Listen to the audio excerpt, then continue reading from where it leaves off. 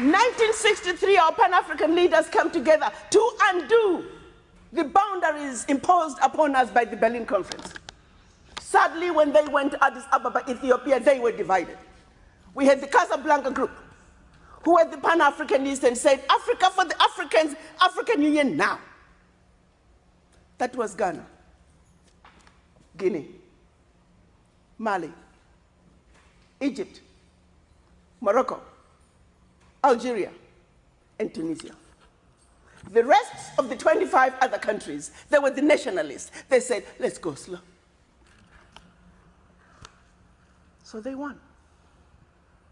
We often say in 1963, when the Casablanca group lost, Africa lost. 55 years later, we are still going slow.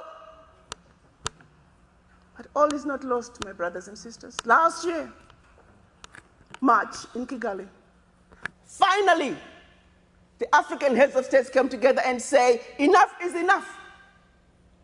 This insanity cannot and must not continue. So they signed and agreed on what we are now calling the African Continental Free Trade Area. 52 African countries, 52 African heads of states signed on this. And after the leaders agreed on that, they then have to go back to their countries and put this decision through their parliament. We call that ratification. Out of the 52, they only needed 22 countries to ratify. But I have to tell you, the world never thought it was going to happen. There were some, they told me personally, Ambassador, this CFTA, it's going to be a piece of paper in a drawer. Ratifications, they take years, this is never going to happen. Well, there's a will, there's a way.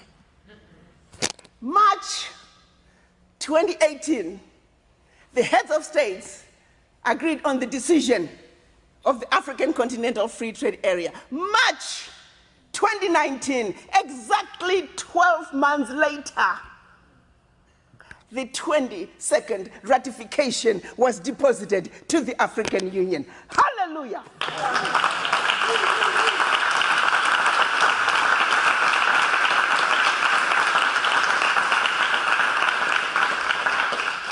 May 30th, this month, implementation of the African Continental Free Trade Area begins.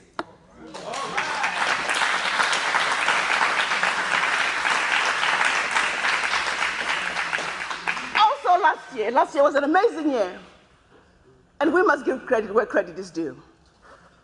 The heads of states came together again, 2018, for the African Continental Free Trade Area to succeed. The children of Africa must be free to move and live and work where they choose on the continent. They signed what they call the Protocols for the Free Movement of People.